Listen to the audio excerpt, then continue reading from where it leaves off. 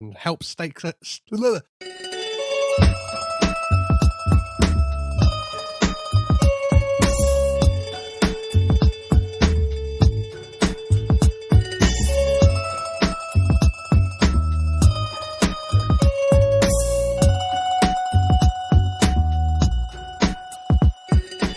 Hello and welcome to episode 35 of Caged In Presents Coppola Connections.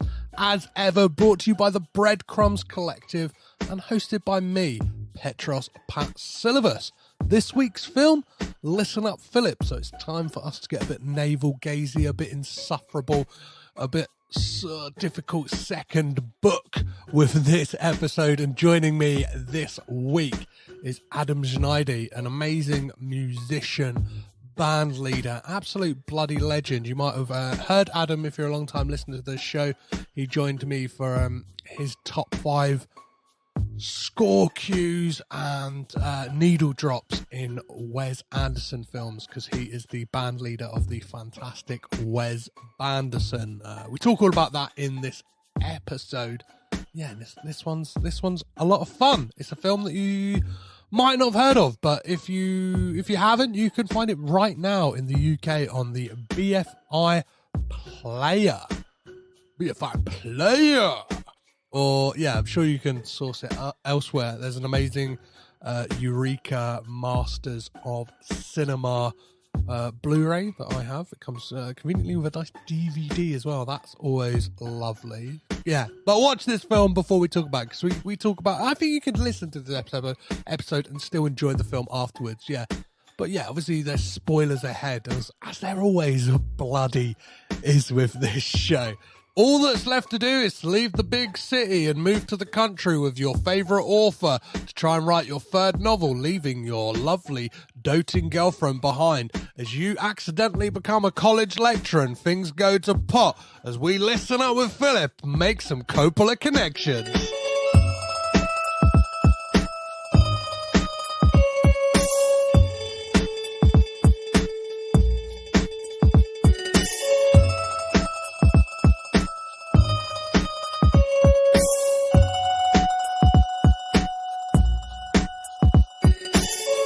This week, we take a retreat to a once successful author's summer home as we look at Alex Ross Perry's 2014 comedy drama, Listen Up Philip, starring Elizabeth Moss, Jonathan Pryce, Kristen Ritter, and today's Coppola connection, Jason Schwartzman. To join me for this meander from the city to upstate to see if this film has ink in its cartridge and helps to stake a claim that the Coppolas are the greatest film family of all time, or a hack second novel, an insufferable prick of a film that deserves to be thrown out and unloved, is musician, Wes Bandersoner, bassist and producer Adam Znaidi. How are you, Adam? I'm doing very well, thank you. You stuck the landing on that one. That was a good.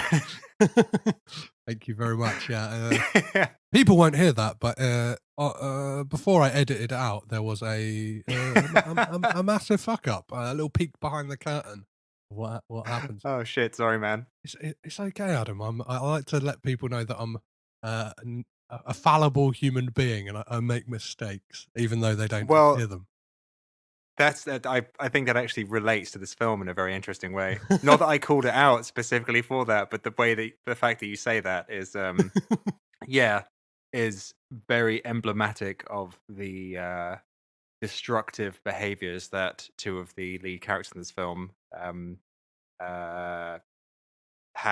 Yes. Yeah. Well, before we get into talking about Listen Up Philip, obviously, yeah, you put together Wes Banderson. You were on the podcast before to talk about it. People hopefully would have listened to that episode, but I just wanted to ask you, how did the gigs go? Obviously you performed, and what is Wes Banderson for people who might be tuning in for the first time? So Wes Banderson is a small orchestra, 6-piece orchestra of multi-instrumentalists who play a selection of the soundtrack and score. I'd say score music from Wes Anderson's films.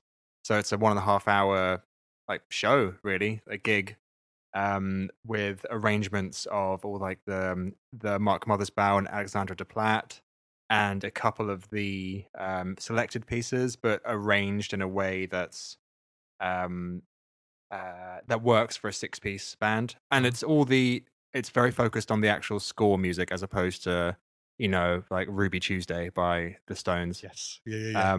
And it went really well. I mean, given the fact that it was one of the opening still relatively opening pandemic shows, and also the pandemic like DLC had been downloaded specifically for that time as well, so there was like pandemic version 2 coming in just before we started to do the shows, but the turnout was actually still really good considering. Amazing. And it was a lot of fun to do that music live for me after 5-6 years of wanting to do it, and then after 2 years since actually when we were supposed to do it. Yes. Yeah. So it went very well, and there's a couple of interesting things which I can't really talk about now, but I'll tell you afterwards, and then I'll make sure I announce it on this show first. You can get the scoop on this one. Thank you. On an unrelated episode. But yeah, there's a couple of interesting things that have come off the back of that, which we'll hopefully be able to announce and do soon. So yeah, thank you for asking. It went really well. Nice, and it feels very prescient to be talking about like a filmmaker who kind of, I guess, pulls from the same school of filmmakers that Wes Anderson does with Alex Ross Perry and the kind of Yeah. New York centric, insufferable arsehole like kind of canon of characters. But again, yeah, before we delve deep into Listen Up, Philip, I always like to ask my guests like kind of what their Coppola credentials are. And when the first question is always like, when did you first become aware of the Coppola family? And I like, what was your entry point, and when did you realize that they were this kind of multi-strand, multifaceted family that kind of, you know what I mean, the multi-generational kind of spider's web that they are? Quite late, really. I think less than going like, oh whoa, this is a movie dynasty. It was more, I think the things that hit me most was like, oh shit, that guy's a Coppola. Like, oh, Nicolas Cage is a Coppola. Oh, Schwartzman's a Coppola. Yeah. Oh, this other, extra examples are Coppola's as well. And it was really, I think it was through discovering, I think it's particularly Schwartzman and Cage, that's what made me kind of very much realize the extent and breadth of like talent and reach of this this film dynasty. Well, it's like when the kind of, So it was, it's like when the penny drops that like when you find out, oh, Jason Schwartzman's mum, who's that? And then it's like, oh, it's Adrian from the Rocky films. Oh, it's Connie Corleone, and it's like, oh, she's Francis Ford Coppola's sister. Of course, like Jason's a part of the mix, and he's he's probably I think from looking at his filmography, I guess with like his TV work as well as his film work, I reckon has like the most screen time of a Coppola, even like rivaling Nicolas Cage, who obviously has done like close to 100 films. Like, yeah, Jason Schwartzman's done 70, 80 odd films, as well as like multi-series TV projects. Do you know what I mean? Whether it's 3 seasons of Bored to Death, so he's clocking up what, like 30 hours or 15 hours there. Yeah, that's a fair point. Yeah, so and I guess the fact that he's I guess operated on a slightly, I'd say generally smaller stage than I guess like classic Cage has, probably allows him to do smaller projects more frequently and rack up those hours. Yeah. And then obviously like that doesn't even come into the fact that it seems to be now, even like we never know how much involvement Jason Schwartzman has on a Wes Anderson project, but it seems like him and Roman Coppola just get like credits, story by credits, just for the sake of it now. Like maybe it was just like they were having a conversation and Like, they were, I'm thinking about doing this. They chipped in a couple of things, and it's like, come on, Wes, give us our story credit. Like, we need that. Come on now. Yeah, we need it for the union. We need it for the Rem- WGA or whoever it is. Like, Remember who we are. Remember who our family are. yeah, yeah. We will put a horse's head in your bed, Wes. Okay, we'll put a felt horse's head in your bed. Yeah. Absolutely. I mean, they probably have that kind of power. Let's not let's not go into it too deep now. Let's not uncover But, the web of deception and kind of let the dominoes fall. Yeah. We could. yeah. This isn't a conspiracy pod. No, yeah. That's even though you're in an outdoor kind of like shed area, That is true. Yeah. kind of smoking, it definitely has like conspiracy pod like vibes about it.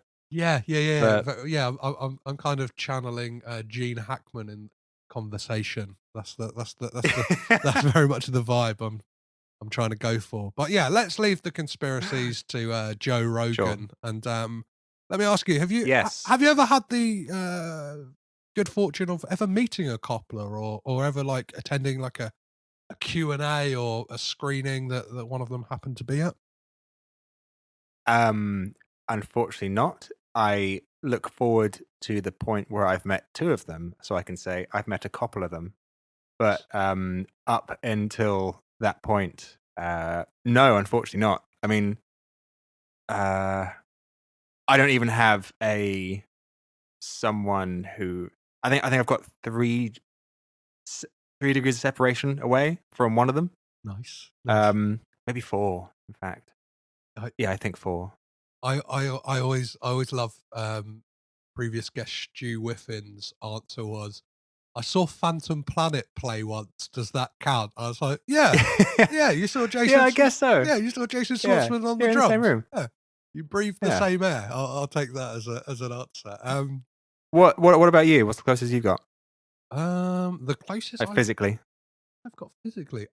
I've never actually. Yeah, I've never been in the. It's obviously now it is my like kind of my life's goal to kind of when Sophia's releasing a film or one of them is on the press tour to kind of like be there in a professional capacity, not just be there in a trench coat, just kind of lurking around. But yeah, no, I've never. Yeah, of course. I've never met a Coppola. I've emailed Nicolas Cage's agent, so I've asked for an interview and got declined. But yeah, Sure. that's the closest I've come to a Coppola, and don't know. It's one of my goals this year is interview a Coppola at least, and I just need to work up the courage to drop those emails. Are there any like peripheral Coppolas that you could get at? I don't know the extent of the the tree, the dynasty, but I imagine you might be able to. Yes, like a gateway Coppola. There is, yeah. I reckon like Robert Schwartzman, so Jason's younger brother, would be like somebody who would be really interesting to talk to. Who like his brother is kind of multifaceted in what he does. He was in a band called Rooney for a long time, as well as acting. Yeah, and well, he was Rooney. Like it was kind of his his project, and then has directed a few films and kind of now kind of runs this like really interesting distribution, like movie distribution company. And yeah, just seems like a really fascinating guy. Kind of music has cropped up, whether it's like Gia Coppola's Paolo Alto and his music kind of crops up. He kind of, yeah, he seems like really like him and Jason kind of were both like, we got to do this movie thing as well, like in whatever capacity it is. Yeah, sure. Um, they're contractually obliged to do that as part of the family, but music was their thing. Their first love, and then they got invited into a room by Francis and said, "When are you gonna join the family business?" Yeah, absolutely. And I mean, I haven't seen his brother, but I mean, Jason's a fantastic actor, so I guess it's just in the blood. Yes, Be really, really, really good at it. Yeah, as I said, like Robert has kind of taken more of a seat to be a director, and it's kind of cropped up in a few things. Sure. He's in The Princess Diaries. He plays the love interest in that, a film that has been covered on this very podcast already. So, yeah. Tight. People can go back and check that out. So, what would have been the first Jason Schwartzman film you would have remembered seeing? Rushmore, I guess. And I think I watched that before I really knew who Jason Schwartzman was. So I think the film that really turned me on to Schwartzman was probably Listen Up, Philip. Like I'd known of him before, and I can't remember what I watched first: I Heart Huckabees or Listen Up, Philip. But those for me are two. I guess if I think of Jason Schwartzman, those are the two roles that define him in my head. Yeah. Which are interesting, quite connected roles. You've got kind of a troubled poet activist who's really, who's generally really nice and just wants to be nice to people, and you've got complete self-obsessed, anxious asshole who I can kind of imagine that maybe Jason Schwartzman from I Heart Huckabees would almost kind of be jealous of the other one for his success. Yeah. Potentially. Yeah. If he wasn't such an asshole, but his success in outside facing confidence. I think there's like, and we'll get into a bit more later on, but there's a clear delineation between Max Fisher and Philip Friedman as well. I think they're kind of yes, 100% chips off the same block, and there's kind of nice interesting parallels between those two films that I'm sure we'll dive into. So yeah, let's not beat around the bush anymore, and let's talk about Listen Up, Philip. But before we do, here's the trailer. Is that the new book? Yeah, things are gonna be pretty crazy for me after the release. Los Angeles in January, San Francisco, and the whole West Coast thing, really. I'm told to expect big things out You there. sound like you're bragging. That's because I am bragging. We can probably find you a lighter weight jacket. Let's just keep this jacket on me and take the photograph sooner rather than later. I can't breathe here, and you seem to resent my presence. Well, you're a cruel, miserable person. I loved your book. Of course, I had achieved considerably more than you by now. You'll need a country retreat. Stay with me. Rub two sticks together. Make a fire. I hope this will be good for us, but especially for me. I feel him weighing on me more in his absence than I did when he was around. Where is he? He's just gone. You are selfish and unsentimental. You say that like it's a bad thing. On the contrary. He used to bring other women here so he could cheat on my mother. So no family vacation. Only horrible, traumatic ones. This seems like a less than ideal place to carry on. Is it because you have a girlfriend? It's because it's gauche to grope and kiss in public. Well, you're putting her in an ugly situation. I'm proud of you, boy.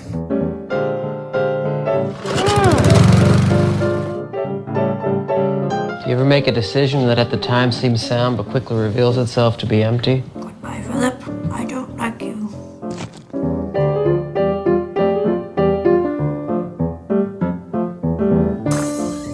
Or do you only want to be thought as a talented writer and not as a real person? Yeah.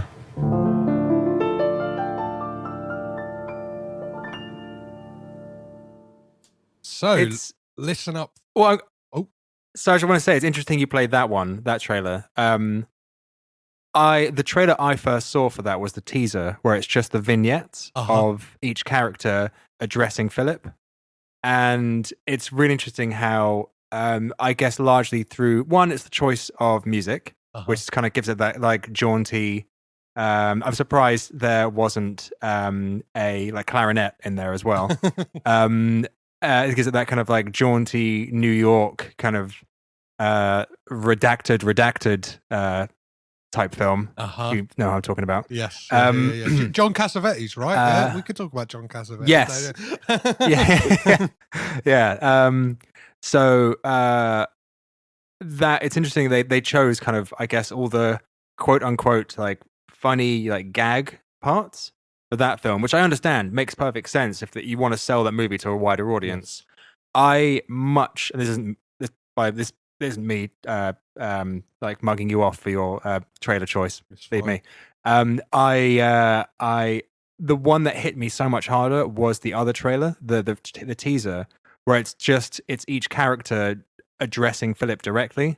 Most of them giving him a dressing down for being the asshole that he is, or not dressing down as such, just I guess talking to directly for what he's like. And it's really interesting the way that those two trailers sell the film in different ways. I'm much more drawn to the teaser, especially because it's a bit more tense musically. But I totally get that, like, they need to.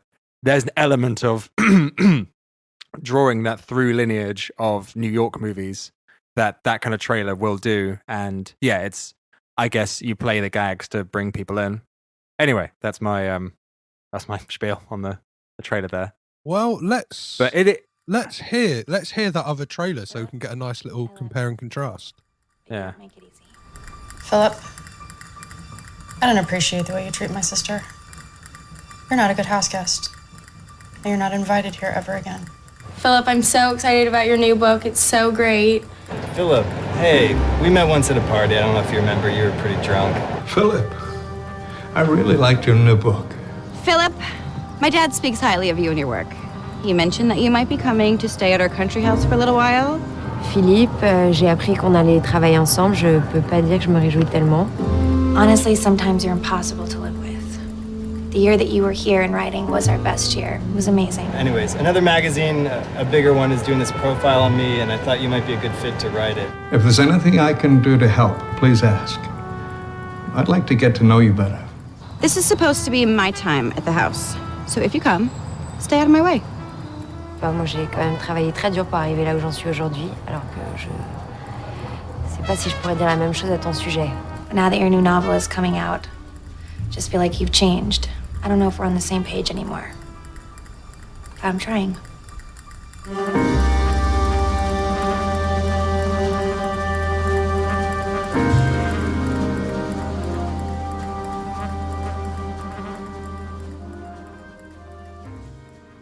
I can definitely tell what you mean with that. It feels like that trailer is very much selling it to the people who probably would enjoy the film, because obviously, like, that teaser doesn't even use film footage. It's just kind of, it's stuff that's almost like paraphrased from the film, whether it's that that other author Josh kind of saying, like, we get that exchange in the film of him saying, like, oh, I want you to write this piece for me whilst I'm on the road and stuff like that. But yeah, the first trailer, it kind of feels like it would missell the film somewhat. And yeah, but you just made a really good point there. Like, that trailer is a trailer for people who they know would enjoy the film. So I think it's probably that kind of I don't know, that 1,000 True Fans thing, where it's like the teaser. Let's try and kind of like pinpoint people who would love this, and I would say that that's a Wes Anderson fan base. Let's be honest. I saw it on the Wes Anderson, like whatever the Rushmore Academy blog, I think it was. And for any Wes Anderson fan seeing that, I guess Wes Anderson fan of, you know, up to probably like Rushmore. No, sorry, Darjeeling Limited. Seeing that would be like, shit, I have to see this movie, which is what I was like. As soon as I saw that, I was just like, what is this? Who is this director? I have to see this film. But I also, to your point, yeah, the second trailer, that's the way to sell the film to people who might not kind of immediately connect with what this movie actually, you know, really is. I think what's interesting to that point as well is that I feel like the people who would want to see it off the back of the kind of more jaunty, upbeat trailer probably be left like with a sour taste in their mouth having seen it, because it does almost promise you this thing of lots of quips and stuff like that, but the kind of the insufferable nature of Philip, and something I wanted to kind of delve into at some point is kind of, can we enjoy films with these kind of like flawed and like unlikable lead characters? And I think what this film does that is interesting to unlike a Wes Anderson film is it lets its unlikable characters be unlikable, whereas a Wes Anderson film is Yes. like, hey, we'll present you with Steve Zissou, who like kind of, if you boil him down to his like fundamentals, is like a guy who like takes advantage of like all of these like people who work for him, takes advantage of his wife, ex-wife. He kind of like knowingly ignores the fact that he had a son. Like all of that kind of written out. It's like, that's an unlikable guy. But that film is sold as like, hey, wouldn't it be great to be a part of Team Zissou? Do you know what I mean? Whereas Yeah. Listen Up Philip has almost like a thing of, this guy's a prick. Are you going to wallow in it with him? Are you going to kind of get, I don't know, caught up in the story of it all and kind of go to the interesting places that this film will take you? Or will you kind of be just, I can't buy into this guy, so fuck this film? Yeah, totally. I mean, there's no. I think the only kind of likability there, and this is something that I fucking love about Alex Ross Perry's movies. Like the likability there is because we can anxiously empathize with some of their worst traits. Because we've all been assholes at certain points to a certain extent, and felt anxious about it, or done things being assholes because we felt anxious, which is largely why people are assholes, really, to a certain extent, unless they're complete psychopaths. But and with Wes Anderson's movie, there's like a likability about them. There's a lot of the time there's some kind of resolution towards the end there that makes them a bit, I don't know, a bit cuter to a certain extent. But with this, they don't really get that. There's just a sadness there, which I absolutely love, because I think it's a bit more, even though some aspects of Philip and Ike's personality are, well, I was about to say they're a bit exaggerated, but I know some people who are like that, and I've been in situations with people who are very closely exhibiting that kind of behavior and that outlook. And I draw a parallel at the moment to Squid and the Whale. Noah Baumbach. But like totally. Noah Baumbach is all over this film. There is kind of this crop of new generation directors who I would dare, and I'm going to say this name, Woody Allen, John Cassavetes, even like Francis Ford Coppola to a certain extent with his short he made for New York Stories, which kind of, it's like, if you look back, is almost like the gestation point of Wes Anderson's career, and they kind of all owe a debt to these kind of New York guys. And this kind of new crop, whether it is Noah Baumbach, Alex Ross Perry, what's his name, David O. Russell to a certain extent, especially like with his earlier work, kind of trying to do like screwball comedies, and like you're saying about I Heart Huckabees earlier, like these neurotic people and stuff like that. They kind of all owe this debt to these guys that came before them some way. Yeah, it's really, I think it's really refreshing and interesting, especially with I guess Alex Ross Perry stuff, particularly, that it feels like he's not as interested in making us like the person.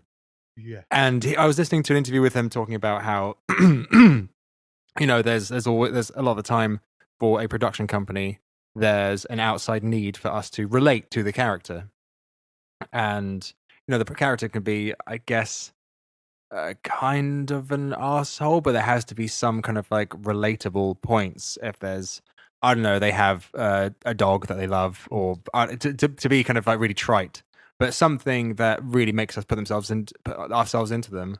And once again, I think that what's amazing about his movies is that the relatable aspects are just like either, oh fuck, I don't want to be like that, or I've been on the precipice of being like that, Yes. or I know someone who's kind of like that. And I think it really depends on the audience whether they enjoy leaning into the shitty savagery of those characters, whether they're kind of like active savage, like Philip, or I haven't seen Golden Exits for ages, but the kind of passive, just kind of I don't know, nothingness of someone who's not actively savage towards you, but is just like cold.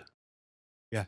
And yeah, I've got Sorry, I've got to say off the bat here that like, fess up, this is the first Alex Ross Perry film I've seen, and kind of reading around it, obviously, like I'd kind of been unaware of his work until starting this podcast, and then but I remember I picked up the Masters of Cinema like Blu-ray that Eureka Films put out, and was just like kind of started reading around it, and I watched Mark Kermode did like an introduction for the BFI player, and kind of said it's got this Noah Baumbach edge to it, and like my ears kind of pricked up. I kind of love like the I love those kind of New York movies and stuff like that, and I love that kind of it is very, I don't know, it's very trite of a straight white man to say I love these like films about these neurotic guys kind of trying to struggle with, like trying not to be an arsehole but probably being an arsehole at the end of it. But so yeah, with kind of my confession that this was my introduction to Alex Ross Perry. I always like to ask my guests, Adam, to tell us what this film is about. Just well, I know we're nearly half hour into this conversation, but just so we can give people like a feel of what Sure. Listen Up Philip is all about. So as a very quick blurb, Philip has played by Jason Schwartzman, has just completed his second book, and he's about to go on. He's about to begin kind of doing some publicity for it, but decides that he does not want to do it. He gets a chance to meet his I guess hero author, Ike Zimmerman, who is someone who was a prolific writer. I'd say 30, 40, had his heyday like 34. If we're set in kind of the mid 2010s now, his heyday was in like the 70s and 80s. Yes, yeah. He gets to go and meet him and spend some time with him, and finds in Ike a mentor of sorts. But Ike is very much, they're both kind of very anxious, complete arseholes, and both of their behaviors are exacerbated kind of by each other. And so we kind of follow Philip through this, but we also look at, I think what's the best part about this is we look at how his absence and him kind of like dipping in and out of the room, as it were, affects his girlfriend Ashley, played by Elizabeth Moss. Yes. And for me, that's the bit I kind of enjoy the most. And it sounds weird to say this, No. but it's true. It's seeing that thing of when the arsehole leaves the room, what happens to the collateral damage of that person leaving? What happens to those who are kind of left there? Yeah. And that's so that's what I enjoy about the film the most, is that looking at what is the outside damage when the self-obsessed person who doesn't think that anything exists outside of their immediate kind of peripheral, like what happens.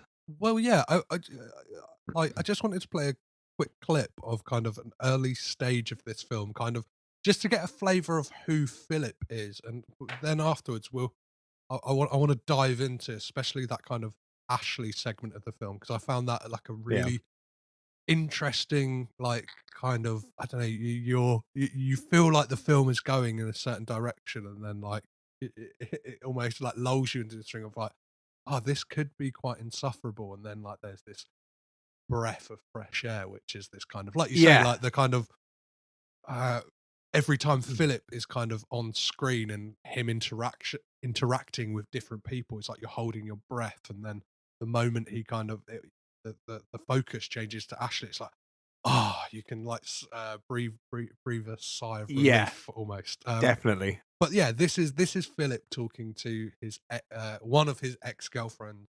It's so good at the beginning of the film. You sound like you're bragging. That's because I am bragging. And you're doing a really hurtful job of sounding unfazed. And do you know why that is? Because you're not pretending. You're not interested in this or me, not even a little. Why would you say that? Because you never believed in me. And you don't now. Well, good for you. No, not good for me, great for me. You know, you told me many times now that I think about it, actually, that my goals were unreasonable and foolhardy. Am I recalling this correctly? That my dream, the only dream I've had since I was 14 years old, to write and publish a novel of my own, wasn't something I could just reach out and have. Hard work, you tell me. Years of working up from the bottom, you tell me. Well, you know something? You were wrong. Dead wrong, actually. About me and everything. This was for you. It's an advanced copy. I'd even written a little note on the dedication page and everything. But you know something? You don't support me, and you never did. So you don't get this gift from me. Not today, not ever. Forever. So how is that as an introduction to Philip? Like, that's kind of like one of the first kind of exchanges I love we it. see him have. He's such an asshole. I think, but what's so good about just after this, after the scene, the narrator says that he was Philip was so kind of like pumped by saying this out loud, him being someone who would always kind of keep his feelings to himself. He then goes and gives a dressing down to, he arranges to meet up with and give a dressing down to his old college best friend, and also just lays into him for not sticking to being a writer and not working hard enough. And the guy, it's so good. It's so good. So it's an amazing, like you can tell how how much of an anxious, arsehole, totally, but how much of an anxious human being he is straight from the off. And it's funny because of how extreme it is. Like that kind of behavior shouldn't be funny at all. Like it's horrible, but it's absolutely hilarious. I think what is quite interesting about this film is, like, when I put this out to Twitter, kind of asking for people's opinions. Friend of the podcast, Liam H. Dempsey, said, like, I just found Philip to be an insufferable prick. And I think what is like interesting about that is, if Philip was aged up and like was a balding man with glasses, he would be Larry David, which like is all of a sudden acceptable. Very Do you know what I mean? interesting. Whereas like there is something about a smugness and an arrogance in a kind of attractive young person on the up. Do you know what I mean? That like, I think can make a character, like, especially if it's like somebody around your age group, it is that bit more like it can irk you a bit more. Whereas like a character like Larry David seems so like not otherworldly, but do you know what I mean? Like, obviously that show is like Curb Your Enthusiasm is grounded in reality, but there is this kind of thing is he's super successful, he's super wealthy, the people he's dealing with most of the time are also like super wealthy, or like he's kind of like getting into these scrapes with kind of service people and stuff like that. Whereas like Philip is kind of doing a similar thing, but he's on a tirade of people who he should love and care for in a weird way, but it is very much like, it encapsulates, like you said, his kind of his anxieties and stuff like that. And instead of kind of beating himself up, he beats up the world around him. Totally. I wonder kind of how someone of Larry David's generation would respond. Obviously, yes, as you said, he's on a completely different world, so it's almost these like fantasy, like Disney creatures being angry at each other. So we can't exactly relate to it. But yeah, I wonder someone of Larry David's generation would be like, this guy's just a fucking asshole. Like, why is this funny? But I suppose a lot of the time, perhaps with kind of the Larry David and Curb, there's a self-deprecation aspect to it, which maybe maybe softens things a little bit. Yes. Where there is not a shred of self-deprecation at all in Philip, like a little bit, but that's not. It's never really said as a joke. Mm-hmm. It's more when he's talking about some angers, some feelings of I don't know, insecurity with Ike. Yes. Ultimately, but the defense is always up. I think where the kind of levity and kind of self-awareness comes through in this film is not through the characters themselves, but through the kind of narrative device of the kind of omniscient, like ever-present narrator we get throughout the film, who kind of like seems to just he knows everything about everyone, like how they're feeling, it's and I think it's very interesting as well that it kind of it plays into this idea of almost like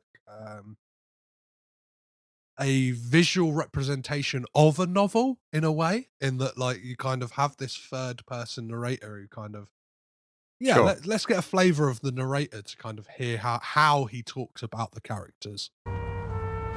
Returning home to the apartment he shared with Ashley Kane, his girlfriend of 2 years, Philip found himself gripped by uncontrollable lust.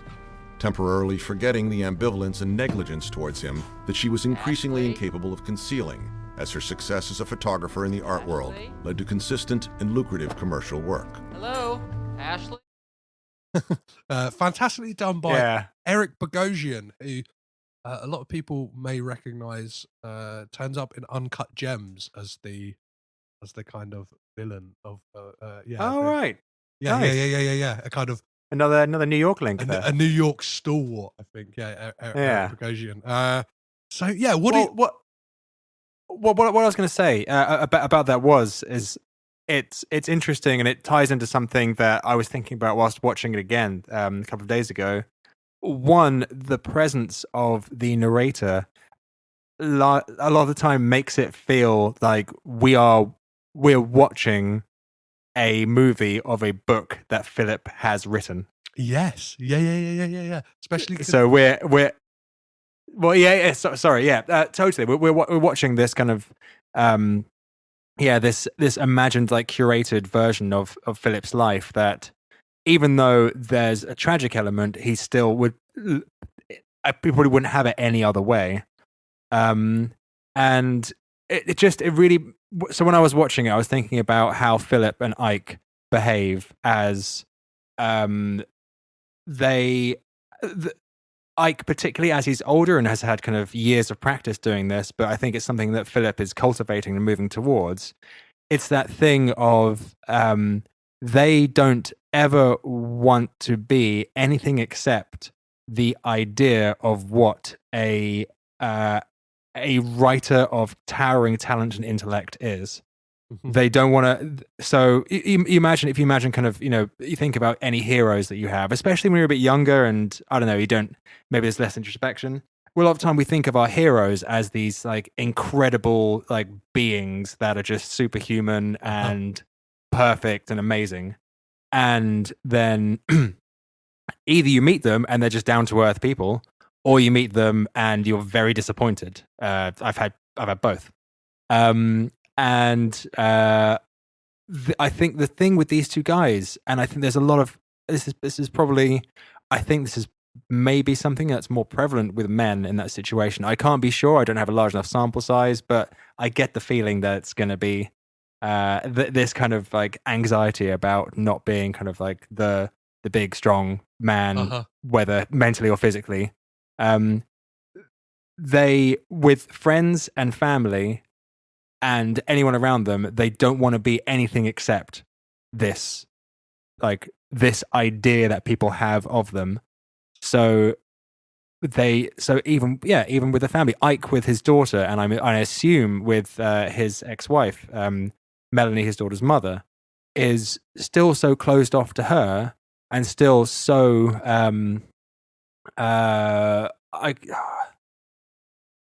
reluctant to talk about anything personal, and makes it very clear that he's like cut people off because they're like scumbags and leechers and cockroaches, whatever. They just do not want to be seen as anything except this idealized version of themselves. And they built themselves into that. Ike over 40 years, Philip, as he's going to move into it, so much that there's no way out.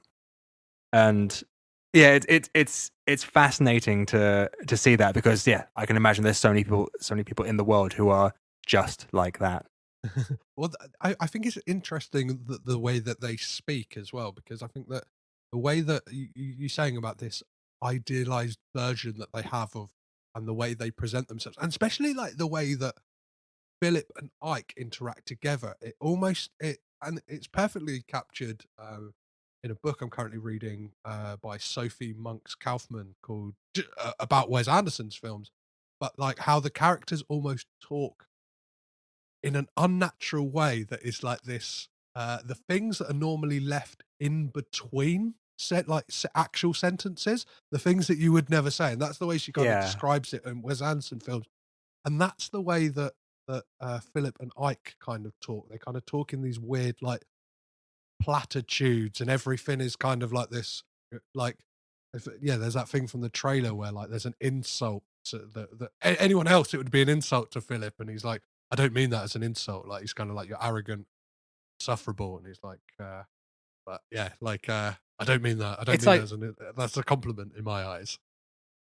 They're speaking as characters in their books. They're writing. It's one, they're kind of speaking in prose instead of actually speaking, and two, once again, it plays back to that thing of like they don't even want to have, or maybe they're not even capable of having a regular conversation or speaking like a quote unquote regular person, because they want like a perfectly curated. Everything they say has to be perfectly curated and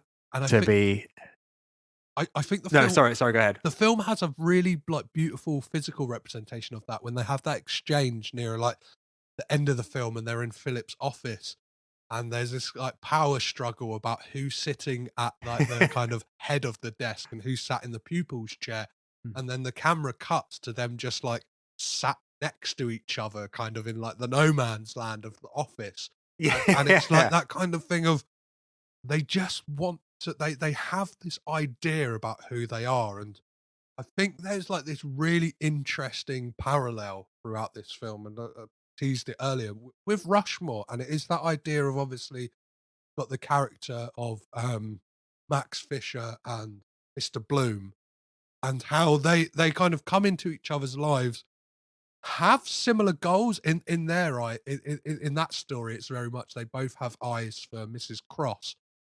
Whereas this, like, they have this idea of being like the great American novelist and stuff like that, and how they kind of, they both have this like anxiety and jealousy over the other one, where like they kind of both spur each other on in a weird way, where one of like, it's like Ike wants to be younger and kind of like have the success again, and meeting Philip kind of brings that out in him, and it kind of invigorates him to try and get more stuff done. And like Philip is kind of wanting to almost be like Ike already. He wants to be this kind of over the hill, kind of dusty old summer home with all these books, and like, do you know what I mean? Like they're playing piano with these, like, do you know what I mean? With these kind of old codgers, and like kind of get like drinking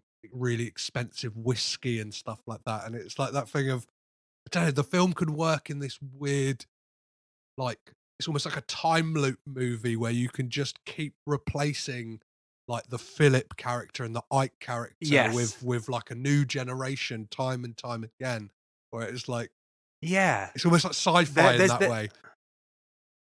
There's no doubt in my mind whatsoever that Philip will grow into, as you said, Philip will be Ike, and then there will be a new young Philip who will look to Philip as this towering, successful writer, and it will just keep spiraling in that way.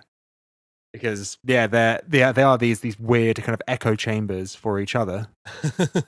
So what do you make of Jonathan Pryce's like performance as Ike, this kind of ghost? I love it. Ghost of kind of author future, right? Of what Philip could be. Yeah, absolutely. I love it. I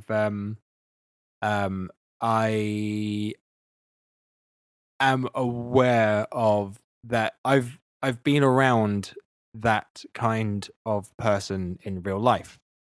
So there are it feels quite extreme, but it's not to those who perhaps haven't met people like that or been around people like that closely, but it's captured pretty well. And so there's, for me watching it, there's a mix of mild anxiety because of just how real it is, but also I think it's just captured really, really, really, really well. Yeah. And you can't, it's the thing, once again, it's, you can't help him and Philip, even though they're arseholes, you can't help but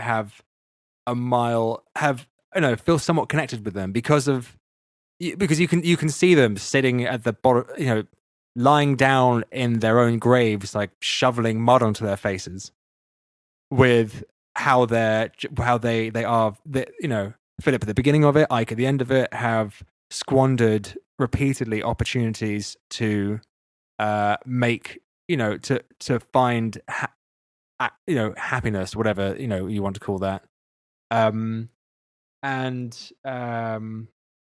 It's, sorry, I was going to make a point on that. My brain just kind of went flying with that one. But yeah, I'll probably think of it in like 5 seconds. But please carry on. Well, what I was going to say is, like, there is a moment between Melanie and Ike. Melanie, played by Kristen Ritter, who again is fantastic in this small part she gets as this kind of put upon daughter of Ike's. But this like very much ties back into that clip I played of Philip and his girlfriend, and Eve. We see the kind of the shades of Ike already in Philip, with this thing of like, you never believed in me. Do you know what I mean? He has that thing. He's already starting to push people out of his life. And this is a pretty tense scene in which kind of the truth is revealed of how Ike felt about Melanie's mother. You say it yourself. You don't see anybody. You have no friendships, and you have ruined every relationship in which you ever could have found meaning. Who? Huh?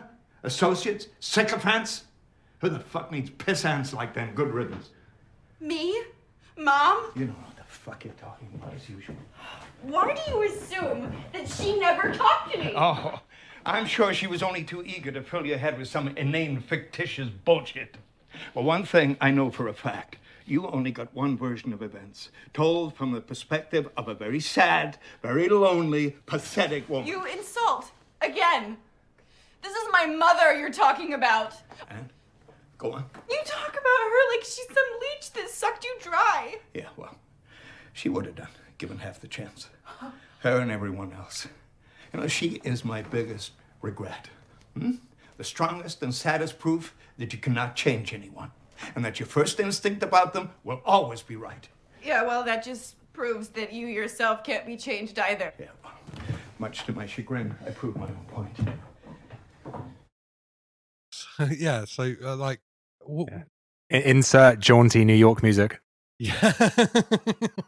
Yeah, there's no like what I find and listening to that clip, it kind of came to me, is what I found really interesting about this film, especially like the introduction of Kristen Ritter's character, is the film kind of really messes with how this kind of film would usually play out. Do you know what I mean? If it were the kind of jaunty New York music version of this, because like there's that moment don't know. I think Alex Ross Perry does it intentionally. The way that she's set up, it's like, will she be like Philip's savior in this? Do you know what I mean? Will there be this kind of like frost? Do you know what I mean? In something in a rom-com, it would be played. There's this frosty relationship, and it's kind of her by like final act giving Philip some home truths and being, you're this arsehole, you're this, you're that, you're gonna turn out like my dad. Yeah. Like, and then he has this kind of Ebenezer Scrooge kind of realization where he's like, oh yeah, like I shouldn't be like this. I should learn the kind of error of my ways and kind of go on. But this film kind of has no interest in kind of a redemptive arc to Philip whatsoever. No, not at all. It's more about showing something that's a lot more real, and there's some really, really real moments in this film. And Yeah. I dangled a carrot on it earlier, but should we talk about the kind of sequence we get? Kind of comes maybe half hour into the movie where it kind of shifts gear and focuses on Ashley and the fantastic Elizabeth Moss performance. Yeah, definitely. There's one kind of short point I wanted to make. Is it's definitely feels to me, maybe intentionally, maybe not intentionally, a comment on the idea of like, does someone have to be an asshole to be this amazingly successful and prolific with their work? Uh-huh. Like, is that kind of part and parcel with, if we look at, I don't know, the and maybe there's a confirmation bias because their success comes in with, you know, their failings get blown into the public sphere as well. But there's something that I think a lot of people think that, one, we can forgive these complete arseholes because they're so talented, and also there's the idea that, oh, to be this talented, they I kind of have to be an arsehole. I have to be kind of ruthless because my work is the most important thing. So like, fuck people. Yeah. And that is one of the things that's kind of like not weirdly relatable, but yeah, the thing that I kind of like was drawn to was that thing, like looking back like on my life, like I have probably, like, to the detriment of relationship, put kind of creative endeavors before, like romantic or even like friendships and stuff like that. Even doing this very podcast, do you know what I mean? Like, kind of like with like doing prep and like recording episodes and stuff like that, or just kind of just I kind of put my life on hold. It's like, yeah, I could meet up this week, but I'd rather be like I'm kind of focused on doing this stuff instead. And it's kind of that thing of, you can see the steps to becoming like, and especially I think what's interesting about that Ashley thing is, for you, when you're kind of in the maelstrom of it, and I guess you probably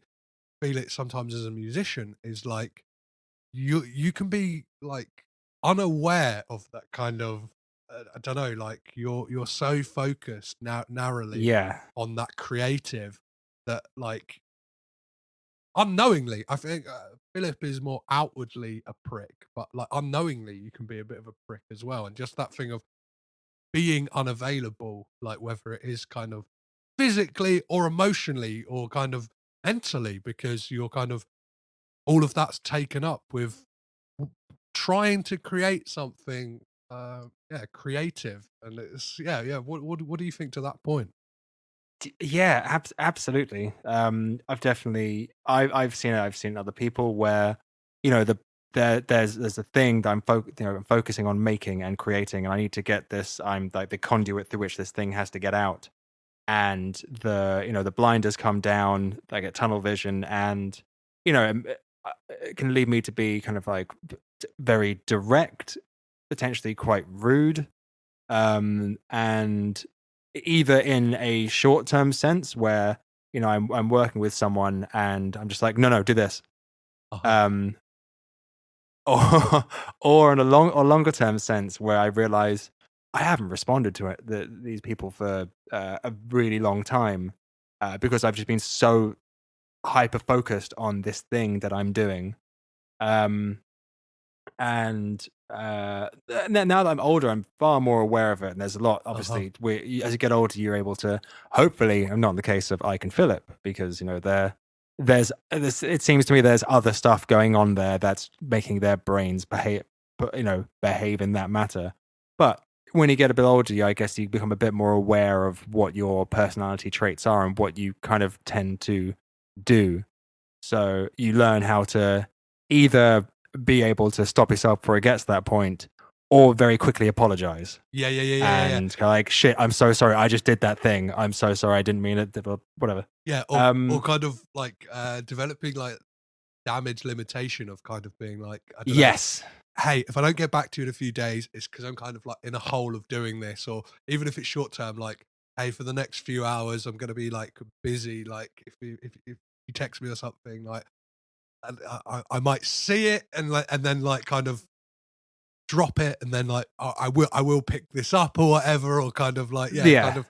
Whereas it kind of seems, instead of just being blank to someone, it kind of seems like wholeheartedly Philip is a lot more kind of, I will carve out like months, like open-ended invites to kind of first become like I don't know, this weird like author concubine for this for my idol, and then become a college like lecturer and stuff like that. But I would do this with my girlfriend who I'm living with. I would just be like, oh, by the way, I'm going for a month. Yeah. And oh no, I'm actually going to go until Christmas. Bye. What's really interesting about that as well is we get to see the other side of that, like Philip's reaction to when Ashley gets like an amazing bit of news and I think has to be out of town for like, it's like a week or 2 weeks or something like that.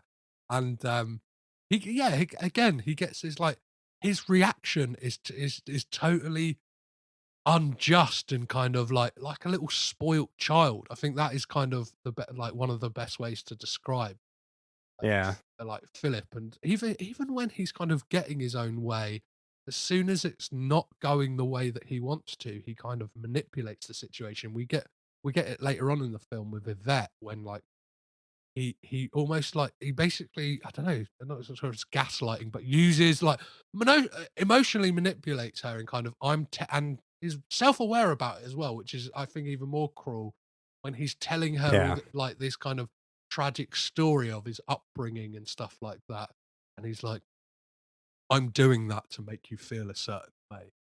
I feel like, I don't know, it's he's an interesting guy for that part.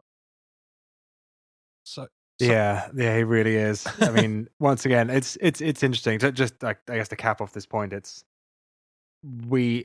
interesting finding out that these people who are these wealths of talent and who do these really amazing things, kind of a lot of times they're kind of assholes. That and it's like, it's self-imposed, right? It's almost like that thing of like, I must suffer for my art, and it's like whether you know it or not, like the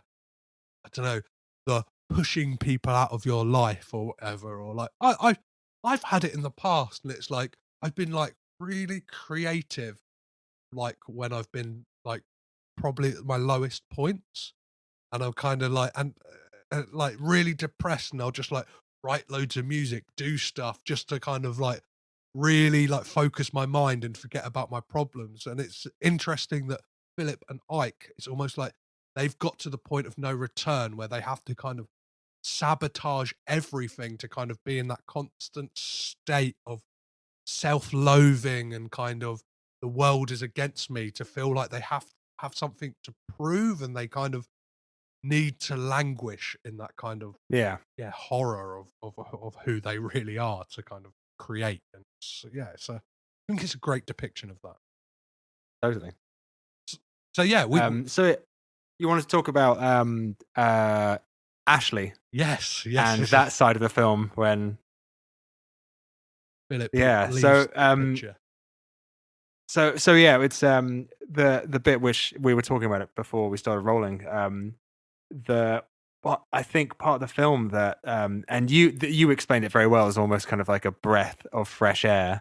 Uh-huh. It is when what's really exciting with this movie and interesting is that what happens when the asshole like leaves the room. Uh-huh. What's left after that, that hurricane goes, because a lot of the time movies would just follow the asshole, really, and you just carry on watching what he does. But there's this amazing, I think, I don't know what, 20 minutes, maybe half an hour, I'm not really sure, segment where it just focuses on Ashley, Elizabeth Moss's character, Philip's girlfriend, just focuses on her processing his absence and what she goes through through the time of him being away to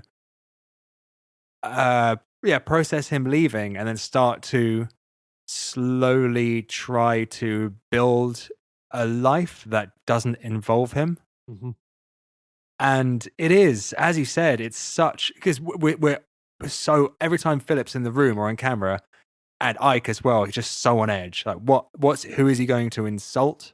When is the argument going to start?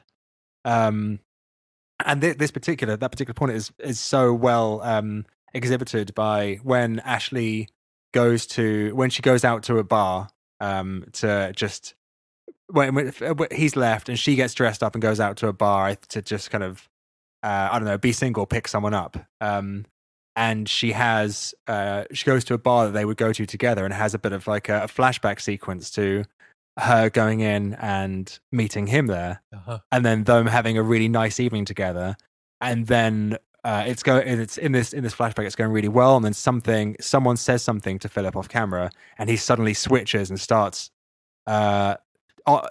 yelling at this guy, and you can see her face slowly drop of it, kind of reminding us that it wasn't ever really that great when she was with him. But yeah, that whole sequence where it's just her is like amazing. I think what's really interesting about that moment you brought up as well in the bar is that we never, like, when Philip is dressing down that kind of bar patron, it's just focused on Ashley's face throughout it. And even with the sound mix, it sounds ADR'd, and not in like a bad way. It's almost like, it is like that thing of like a remembered memory. Do you know what I mean? And it is like that. It's really like picked out, because I listened to it on headphones like whilst watching the film second go around, and yeah, it just kind of sits above the mix, and it is like that thing of like encapsulates like those certain lines you remember that someone said, that kind of, and almost like really punching the audience in the face to be like, it's a wake up call, right? It's a wake up call to, I thought I loved this person. I kind of, even the good memories are tinged with this kind of nastiness. And I think what I love about that sequence and the kind of the choice to follow Ashley as well is it just like, it really puts into perspective that thing when you split up with someone. It's so easy to just, especially if they split up with you, to feel like I don't know, they've moved on, it's all hunky dory, do you know what I mean? And like you almost forget the kind of like the turmoil that they must be going, like, and to share something personal. I remember going for a breakup, and my ex had still had her YouTube logged into my iPad. I hadn't like kind of got the iPad out of a box, charged it, and then it came up with like a previous watched video, and it was like how to get over a breakup, and like I had that like realization that, oh, I was the one who was dumped here, and I was kind of like, woe is me, and and what this film could have done in a way is kind of just focused on the Philip, the kind of that kind of his woe is me, whereas what it does is it shows you that thing of like, even despite this person kind of making the decision, like, I've got to get rid of, like, still has that, still is going through something as well, like, and I think that's what's like, it captures a breakup really well. And there's like small moments, whether it's like Elizabeth Moss's just her face. There's that sequence where her and her sister Yes, I know exactly what you... go and take photos. Oh, sorry. together. I was thinking of a different one. Sorry, please carry on. Yeah. When they take photos and her sister's like saying, "Oh, you need to smile" and stuff like that, and there's just like this like swath of different emotions go across Elizabeth Moss's face that kind of like just it's that kind of I'm trying to be happy. There's like this sadness. Do you know what I mean? Like I don't want to feel like this, but I can't help it, and it's just great. And Yeah. like, yeah, for her to obviously give that performance and Alex Ross Perry to capture that performance, like, and kind of, I don't know, encapsulate those feelings just through something. Yeah, of visual. course. And what was the moment you were gonna mention? So this there are a couple of things that which actually ties in with something I was going to say about the bar scene. So there's the moment where Philip comes back and Ashley is putting on like a really brave face of being like, "You don't live here anymore. Like, what are you doing?" So I don't like get out of here. And she's being really kind of like snarky and like indifferent about him being there, and she's got the cat as well. And then he finally leaves, and you can just see her going through because this is the first time I think she's seen him in a couple of months or so, maybe a month. And she's just going through all these emotions of being kind of like, being like, yes, I did it, and then the bravery that she put on starts to break, and the wall she put up starts to break, but she's trying to hold it together, and she goes through this, and the camera just stays on her close up the entire time. This wave of different emotions, and it's absolutely amazing. And so a couple of like funny things about that in particular. So the DP, is it Sean Price Williams? He was saying, I mean, he was kind of like, because him, Alex Ross Perry, and the editor, and a bunch of the actors in Listen Up Philip are all guys who've known each other for years, and this is the first movie where Alex Ross Perry has been able to bring in quote unquote like real professional actors. Let's say professional actors. And so Sean Price Williams said, like, generally he doesn't, he likes to do close-ups, but he wouldn't really do them for the last couple of films because, he wouldn't do them as such, but it's not something he lent into.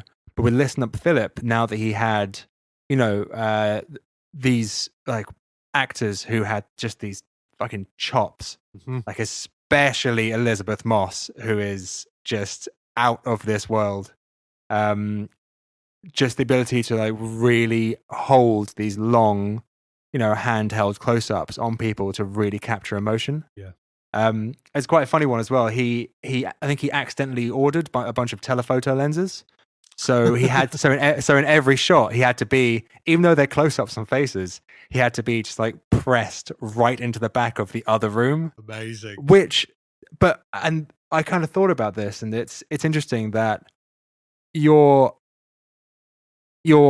kind of gives the feeling. I don't know whether it was intended or not, or whether other people have picked up on this, but it's like it gives the feeling of you're physically quite close to these people, but really emotionally you're not at all. You're actually really far away, and that might be like looking into it too much. But I think there's something interesting about the fact that you're getting these close-ups, but in fact the camera and the person who is supposed to be capturing these emotions is like 3-4 meters away on the other side of the room. So you're really not close to this person in the slightest. It's definitely a happy accident, and it very much plays into the kind of like the novel aspect of this as well, where it is this kind of like thing that you're floating in, do you know what I mean, to the room, and you're being told what you need to be told, and it is that kind of thing of like you almost get this like 360 view of what is going on. And I find that stuff kind of really interesting, and like not somebody who believes like wholly that things happen for a reason, but like I think when filmmakers kind of use those accidents or kind of misfortunes to, and then it translates well, because this film, it almost looks like a film that was just kind of left on the shelf from the 70s, like in its Yeah. kind of subject matter, and even the way that like there's lots of like word processors and stuff like that. You never really see anyone like typing on a laptop like to like No, or there's anything. no phones, no computers. They were saying, I was watching a like a screener interview beforehand. I think it was the New York Film Festival. It was Tribeca, 2014, where they were saying modern technology is ugly and we don't want to see it. So they don't want to see a fucking flat screen TV on the wall. They just don't like it. So It's interesting as well that obviously like a lot of modern technology, like even like I watched something recently and saw like the original like iPhone interface, and it's like all of a sudden you're kind of taken out of the film like, oh, this is dated. Do you know what I mean? Like this is weirdly dated, whereas like there is something, I don't know, there's something timeless about stuff that is that far removed, like especially when you look back Yes. to like the 70s, like what's 50 years ago or whatever, or like even further back. It's kind of, you can tell these like universal stories, and you can tell these like like we said with this film, it is this kind of never end, like this could easily have been transported back to the 70s and Icon the come up. This could easily be transported 20-30 years in the future and it's Philip in the Ike role. Like it's kind Yeah, of of like, course. and to kind of it feels like an intentional decision to make the film almost feel out of time. Do you know what I mean? But obviously Yes. speaks to very universal feelings of kind of not just creativity, that just the general anxieties people have about what they're trying to achieve and who they let in and kind of who they push away, and kind of the toll that can take on you, and the kind of what are you willing to give up to kind of get what you want. And it's kind of, I don't know, it was almost like this film feels like a cautionary tale in some ways, as Yeah. opposed to you should root for Philip or you should like aspire to be like him. It's almost like as a creative, it's like like if you make a few bad decisions, you could end up like this guy. Yeah, totally. I mean, it's interesting that, well, I guess a couple of things. One, the way that, in terms of being timeless and it just very much just being about people, like there's no real wide shots in this. We're in New York, we're in Brooklyn, but there's no shots of kind of like, here we are in Brooklyn. Yeah. No, You know, the most it gets to that is the the stairs outside of their apartment. Whereas I think another film in that similar vein would be kind of like, here's a shot of Manhattan for context, or Brooklyn Bridge, or Prospect Park, or yes, East Slope or something, to really ground us in where we are. But no, it's just, there's nothing really wide. It's just people. Yeah, no establishing shots, right? No kind of like that's what's interesting about this, is like I can think of like the dark world reality version of this being like a rom-com, like a kind of like expressed earlier, of this thing of like, I don't know, like it's a down on his luck kind of like curmudgeonly author who goes to a country retreat and then learns the errors of his ways, either realizes that and Ashley would be played as more of a villain, like she was holding him back, and it's through this, or like, I don't know, like he made that mistake but then realizes she wasn't the one for him, it's Ike's daughter who was the one for him. Like, she's the one to show him he's gonna have to find out that yeah, totally. And then New York is a character in the film, that like fucking trope as well, that they would bring in, and there'd be a deli scene. Yeah, and what I find interesting about this is the fact that like it is very New York centric, and and not just the city. It's obviously upstate as well, but it Yeah. doesn't feel the need to like ram it down your throat. Like, do you know what I mean? Like, Totally. I think that it's really good that it does that, because that would be such like a trope to lean on.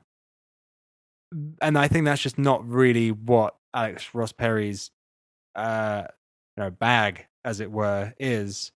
He doesn't really want to spoon feed you with anything. Mm. It's very much like, here are the characters, this is what's happening, and let's just be thrust into their lives for a while, and then get pulled out without looking at without trying to give us too much kind of like establishing. We find our characters in the summer of 1958 in New York. Here's the Empire State Building. Here's New York people walking around. New York people, weird thing to say, but yeah, totally. Is I'd say quickly on the subject of characters, I do want to give. I do really enjoy seeing the returning friends and collaborators in this movie. Uh-huh. So especially, I don't. Did you get around to watching The Color Wheel? No. As I said, this is my introduction to Alex Ross, and it's Okay. It's gonna send. It's sending me down a hole. I'll tell you that for sure. After this, I can't wait to talk to you about The Color Wheel, because it's depending on how I won't really kind of say anything, but depending on whether you have siblings or not, I can imagine there's. Do you have siblings? I have two siblings. Yeah, I have a brother and a sister. sister. Two siblings. Okay. I'd be interested to see what your reaction would be to it, having siblings compared to I'm an only child. I've got no siblings. So, and I watched it with an ex a few years back, and she saw something in it which I really didn't see, because I just don't have siblings, so I didn't. Yeah, I couldn't see it. But anyway, it's so as we kind of said before, this is the first movie of his where we had professional actors playing in it, whereas before it would be his friends and collaborators. And so a couple of people one person who I absolutely love is the guy that plays Josh, the other author. Yes. An actor called Keith Poulsen, who I ended up watching another connected through this kind of wider group of filmmakers, another filmmaker's movie which he starred in, and he's just a really funny guy. Like the way he delivers like lines and acts is amazing. So I'm a huge fan of his. And the creep for those of you at the viewing audience at home, listening audience at home, who have seen the Color Wheel, the creep in the bar in Listen Up Philip is the guy that pours wine into Alex Ross Perry's pocket in The Color Wheel. And I noticed that for the first time when I watched it the other day, and was just like, yes, I knew it was you. So yeah, it's really cool seeing his kind of friends and collaborators come in to this movie and act alongside these professional actors and really hold their own. Definitely. I think the supporting cast in this, kind of the people who drift in, whether it's like, we haven't even talked about Yvette. That's the thing. Like this film kind of, and I think I said it in the intro, it meanders around, right? Yeah. It's got but this so well paced at the same time, and it's got this thing of like Philip floating from woman to woman, and it all kind of speaks to that point of like him thinking he knows what he wants, and kind of he's based his decisions on these kind of predicated on teenage fantasies, where he's like, ever since I was 12 I always wanted to have a French girlfriend, stuff like that. And there's this weird subplot with Yvette that she was the one who, like, you get allusions to it that the faculty are against him at the college he's teaching at, and it's like revealed that she was the one who kind of spread the rumors, but because of her jealousy that he would now become the youngest faculty member, and he kind of doesn't deserve the place because he's just this author who's written a couple of books, and like, does he actually have the teaching chops? And I think it is having something to say about those kind of redemptive arc movies as well, because we're presenting time and time again with these women, like more so in this film, that could be teaching Philip lessons and helping him grow. It's interesting to see how, like, presented with these opportunities and these chances to learn from the mistakes he's made, just makes the same mistakes over and over again. And like, for a film that is titled "Listen Up, Philip," he is fucking deaf to any advice anyone has for him. But it's I think it's great, the fact that Alex Ross Perry doesn't use these women as like devices to give Philip his to allow Philip to learn. Because I think in so many movies that so many other films, that would be what, like, the function of this woman would be, is to be kind of like a person who allows who allows Philip to learn something, and that's like kind of their reductive function in the film. And it's so great that they don't put up with his shit. Yeah. They're not there to be this kind of the one who saves him, or the one who kind of like bends over backwards for him. It's they I think they just kind of catch on to the fact he's an asshole pretty quickly, and leave him. As opposed to, you can imagine a lot of other movies where they would either be kind of, he learns through a vet, maybe he learns his lesson, becomes a better guy, and then goes back and makes up with Ashley, and she takes him back. Or he goes back and kind of makes up with Ashley, but then realizes that it's Melanie that he wants, and and these women have just been his stepping stones to getting better and making us like him. Well, it's not at all. Yeah, and I think that's it's so much more real, and it's so much more respectful to to having a woman in that role in the movie. Yeah, and I think what I like about the ending of this film as well, we get it through the narration, is how, like, it's almost like a punchline at the end of the movie that, like, you're kind of told, like, he like, Ashley wants nothing to do with him, Yvette wants nothing to do with him. He would then and that kind of like postscript of, like, he would go on to become he would, like, a successful writer and like enviously, like, wealthy and stuff like that. And but in doing so, he's basically he's become like 2.0.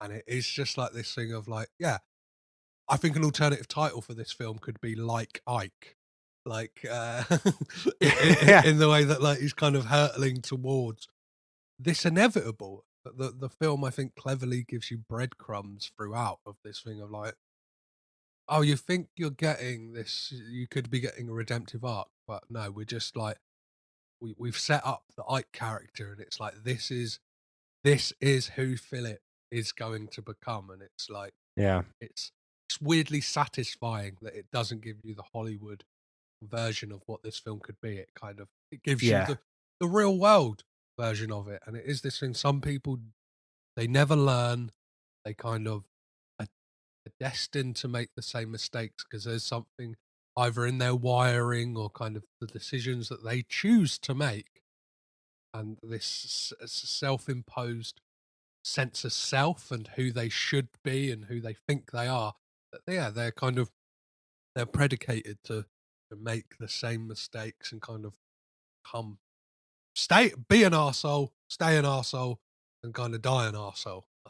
Yeah, well, it's that thing. They are becoming the characters. They're becoming a character in their own book of themselves. Yeah, and that character is kind of like writing itself without much control from them. And it's sad. As we start to wrap things up, Adam, is there anything in this film that we've kind of missed, or that you kind of wanted to give a shout out about, or kind of is there a particular scene that really stands out to you that we haven't had a chance to talk about?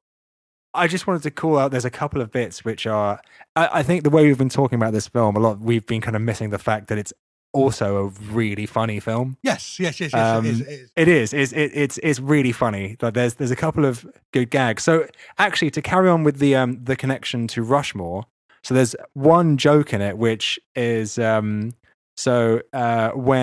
Philip first goes to meet all the people in the faculty that he's going to, he's already been rude to a few of them, and because they're all saying how much they like his book, and he's just like, probably haven't read it, or I don't know why people being so nice to me.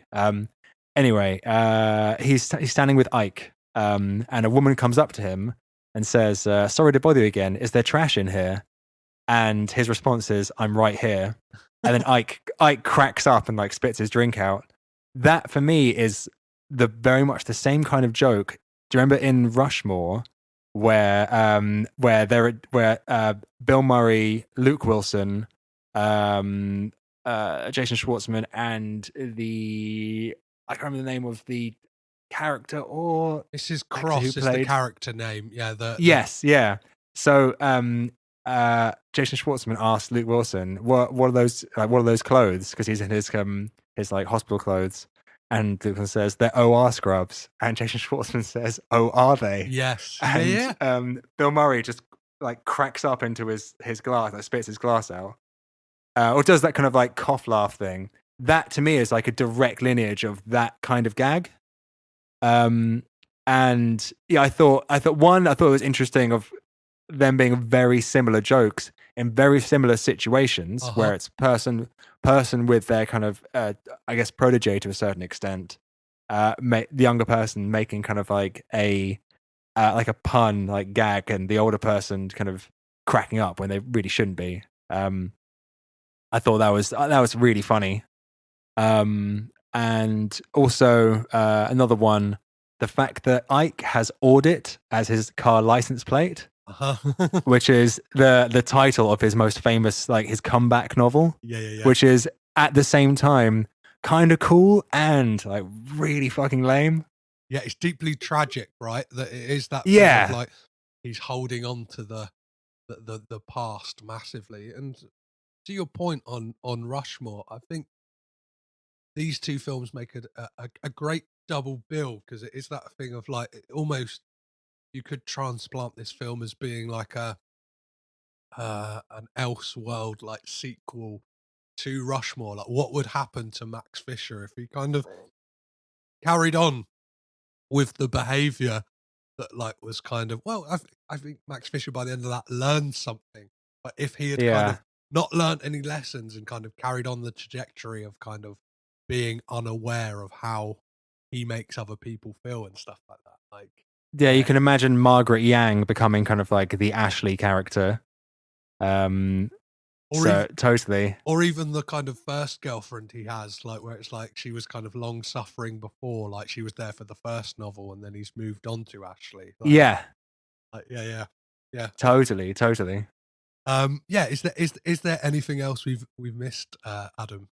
And the only other thing, just to touch on the score quickly. Yes, that was my next point. Keegan Dewitt's score for this is fantastic. So it's so from what I've read and heard him speak about, this was kind of outside, doing kind of this kind of jazz, this New York jazz stuff was kind of outside of his wheelhouse. But the film was temped with a bunch of Miles Davis tunes. Oh, and so when he was given the film with these Miles Davis temp tunes on it, he was like, "Shit, I've got to get rid of all the kind of the electric stuff that I usually do and write some legitimate kind of like New York, quite like smoky jazz." So he wrote. So from what I'm kind of putting it together here, but what I think happened was he wrote some themes and some kind of like basic cues. And then went to an arranger and some jazz musicians in where is the place? I will come back to you on that one. It's like the home of rock and roll. and blues in Tennessee? the US. I think it was Memphis. Yeah. I think. He went and basically had these musicians improvise on these themes that he had written. So the score is largely improvised, which is really, really, really cool because it fits in with kind of what it was tempted by, and it fits in with that, that smoky East Coast 40s, 50s like jazz aesthetic. Well, yeah. When you look at the titles for the score tracks as well, it'll be like Philip 1 take 1, or like Philip 1 take 2. So you get that sense of that they were like, even the way, and definitely do check out the score, like anyone who's listening, because on Spotify at least they have like some of the demos for some of the tracks as well, so you can like kind of hear what kind of Keegan Dewitt's kind of original sketches were, as opposed to what we get in the film once he brought on those musicians. Which I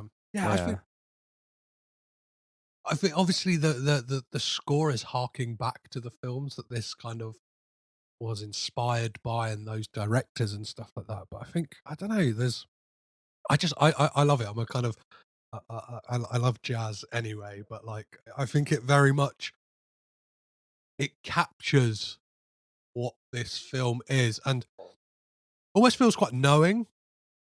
Do you know what I mean? Like this is a New York movie. Do you know what I mean? Like I'm doing. That's almost the most. Sorry, that's almost like the music is almost the most New York thing about the film, because they're not showing New York unless I don't know, you've been to. Did they even mention New York? Because I feel like unless you've been to Brooklyn, that kind of like Park Slope area, not to be like, I've been to Brooklyn, to Park Slope area. That's why I'm saying this. But no, I think unless you've really been there, you might not really clock that it's New York. But that music, that it's just it sets you right in there perfectly. Yes.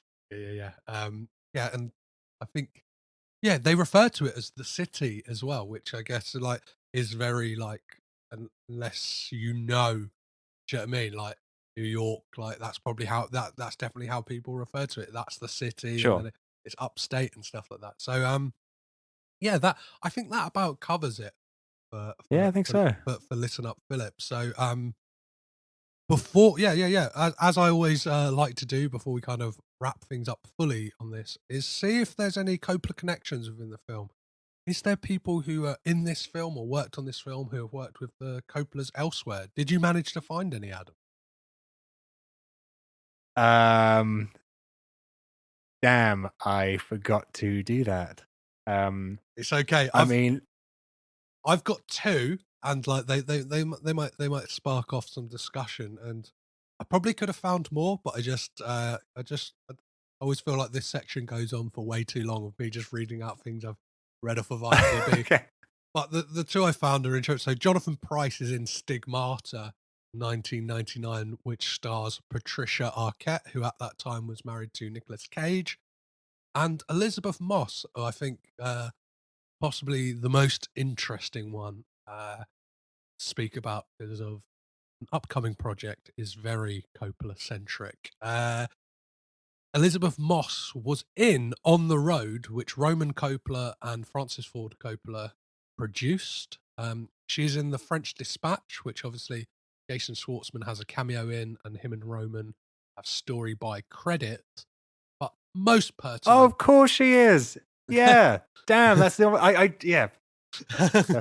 Go on. Probably the most pertinent one is an upcoming project which Elizabeth Moss has, which is she will be playing Eleanor Coppola in a film called Francis and the Godfather, which stars Oscar Isaacs as Francis Ford Coppola, and Elizabeth Moss as the kind of matriarch to the Coppola family, Eleanor, Francis's wife.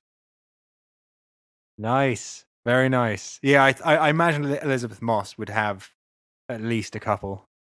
Yeah, she I think that project, I'm not sure, like, because there's kind of two. There's two projects coming out there.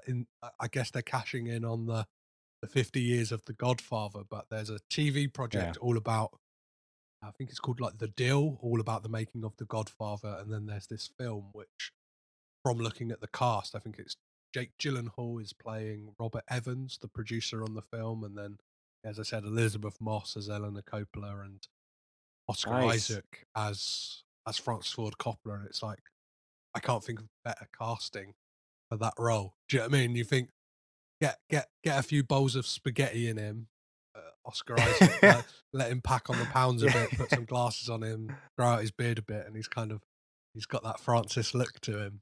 Yeah, that's good. That's gonna be good. I'm gonna watch the trailer for that as soon as we're off. I'm not sure if there is a trailer yet, but like, is there not? No. Unless I watch the trailer for the TV show. Yeah, the TV series. I think there's at least stills of that out at the moment. There's definitely. I'm fairly certain. I'm gonna stick by this, even though I could probably search it now. I'm fairly certain there's a trailer out for this. Oh well, I've not been doing my homework, guys. Ooh. Oh. All right, so let's get on to rating this film, and the way we do this on this podcast is seeing what would be the perfect wine pairing for this film. What wine would you pair with Listen Up, Philip, Adam? I would go for. I'm not that much of a connoisseur. I'm a red guy. So for that, and also I think red wine for this makes a lot more sense. It's definitely a movie for. I can imagine crying into a glass of red wine after interacting with any of these characters. Yes. So yeah, I'd say like a Merlot, and just having it in like the crook of your hand. I think that red wine. What about yourself? I think red wine is perfect for this film because red wine has like a self-seriousness to it, and like kind of red wine drinkers is almost like the thinking man's wine almost. And yes, that's very much what Philip and Ike definitely see themselves as, these kind of very self-serious men. And there's a kind of, I don't know, I guess there's a slight sweetness to this film and the kind of humor to it. Like, do you know what I mean? There's sweet notes, but there's definitely there's a deep, rich body to it, and it's a lot more intense. There's a heaviness to it. Yes, yeah. Which you can kind of normally get from a red wine. So would that be a bottom shelf, middle shelf, or top shelf wine? AKA, is this film any good? I'm going. I mean, I would want to say top shelf, but for whatever reason, just because it's a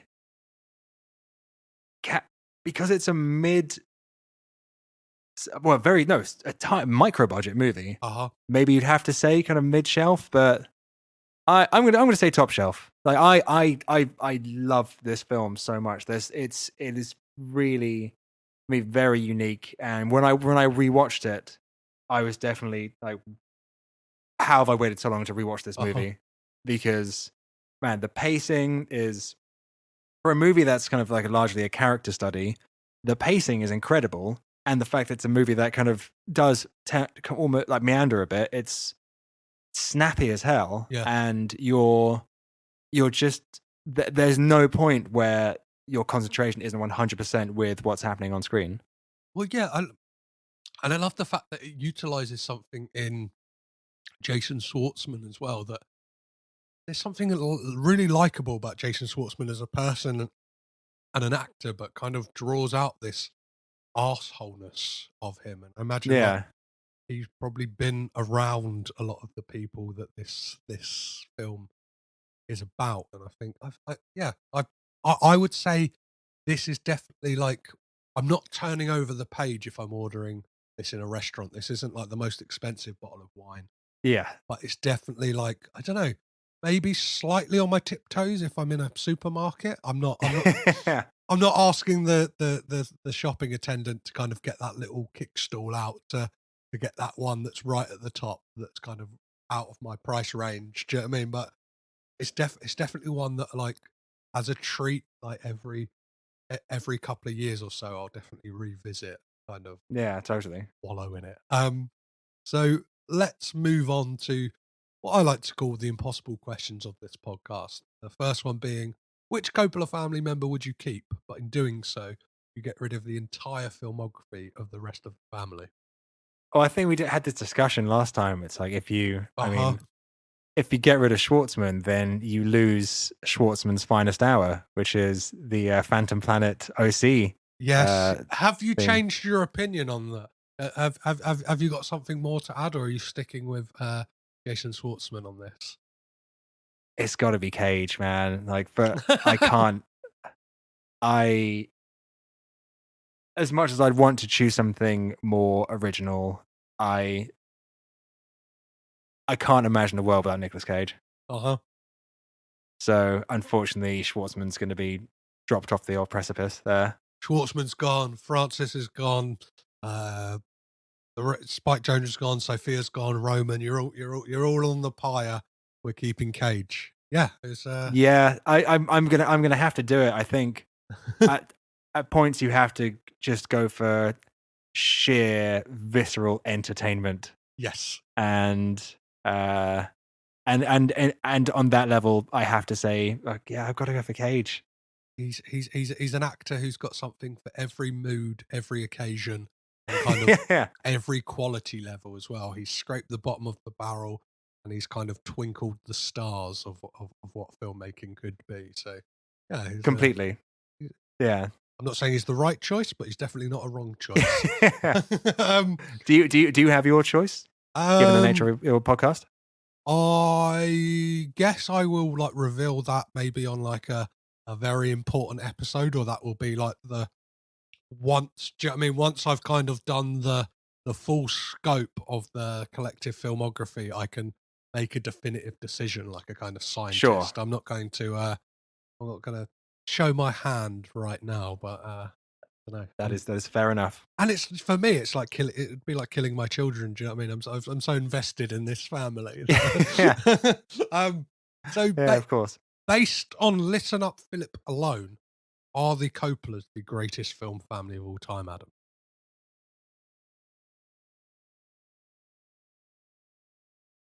Yes. Do you care to elaborate? I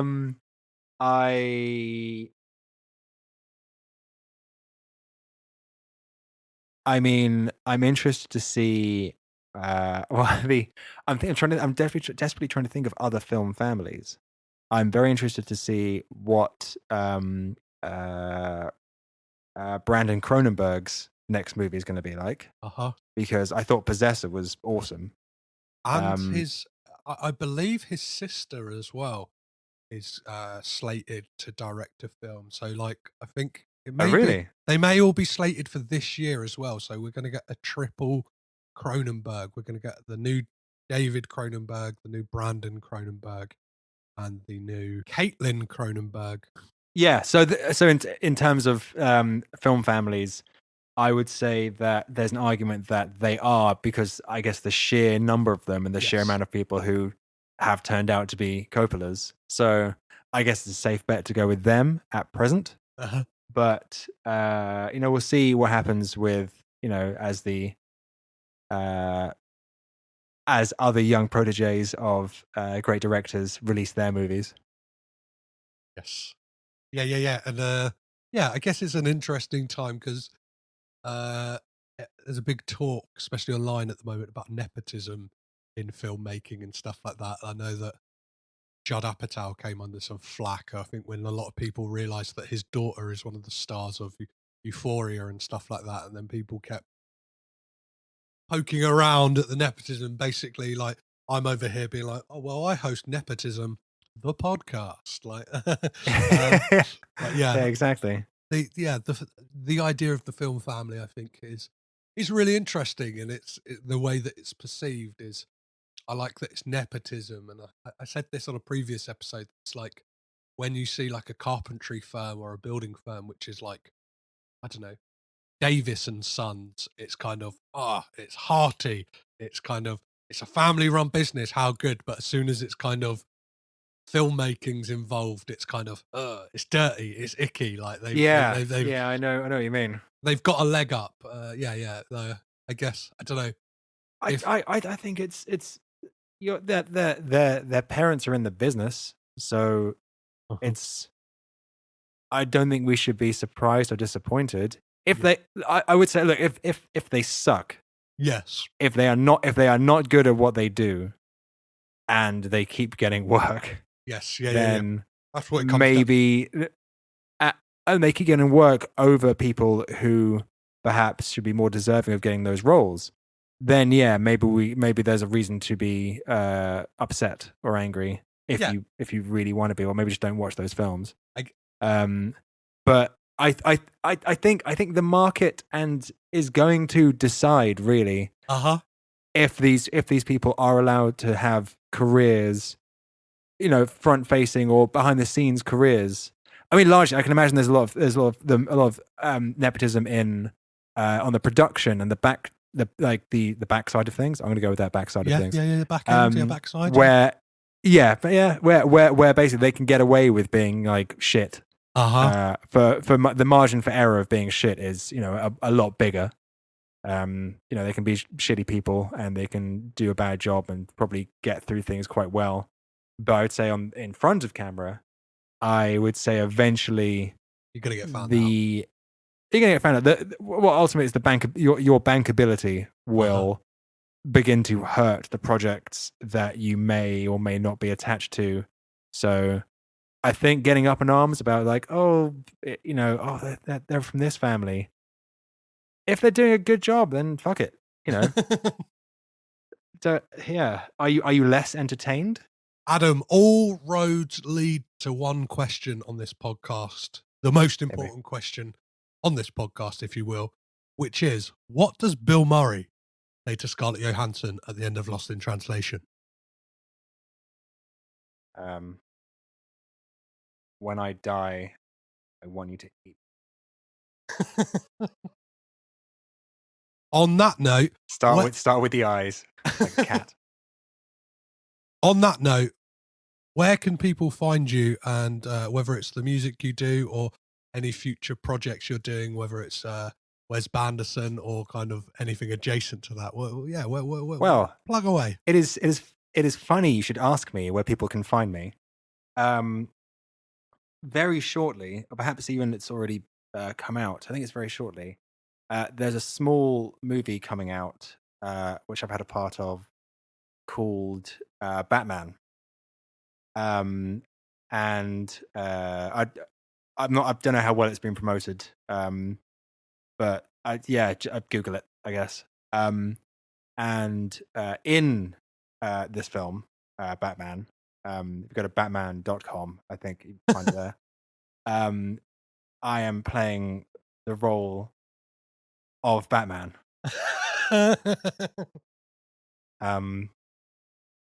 But only his hands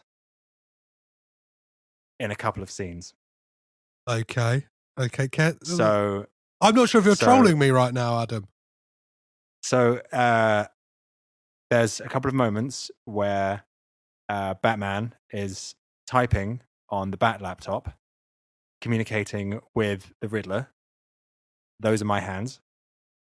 There's also a couple of other moments where he's turning some dials and deploying the little bat radar and turning the bat knobs and sliders and stuff.